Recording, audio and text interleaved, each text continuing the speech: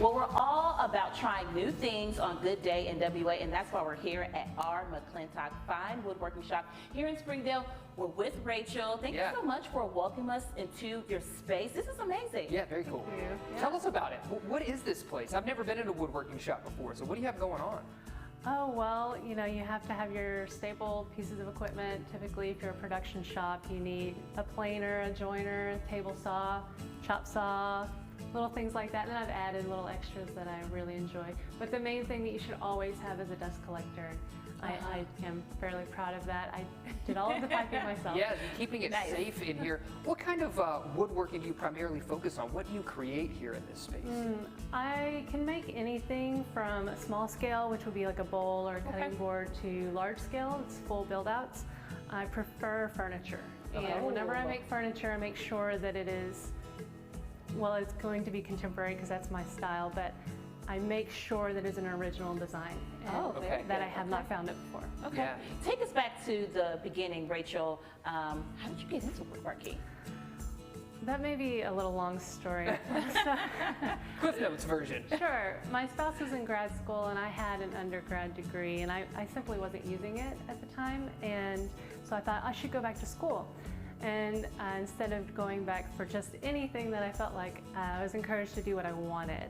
And so I grew up on a farm, and it was very laborious every day, and I worked with my hands a lot. So I started to miss that as I got older, and I decided that I think I might want to build things. Okay, well, what do you want to build?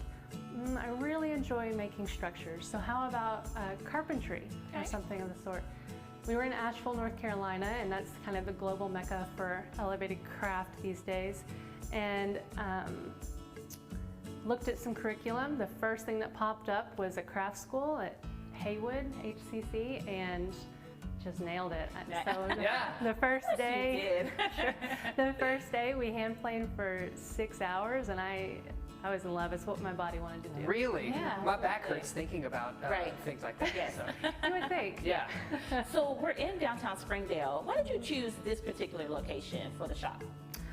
You know, a lot of the cities were building up, and I had gotten my undergrad in Fayetteville, so I didn't necessarily want to be somewhere I had already experienced, and I had never experienced Springdale. Looking at spaces, this space was not even on the market yet to be leased, and walked in, just this open. You felt it. Oh, the ceilings are the right height. I love the floors. The landlord, Greg Taylor, he's from Springdale. He loves it, so he wanted to keep a lot of the original aspects of the building. You know, he replaced the fan there with that circle window, and he opened up all the windows for me again. He's just, it was really an easy decision. Absolutely. Now, do you teach classes here? Is there a way for you to share your passion with others here in NWA? I originally wanted to teach classes, but I got way too busy too fast. So that's a good thing. That is a good thing. Yeah. But in lieu of that, I'm very open to any other woodworkers in the area.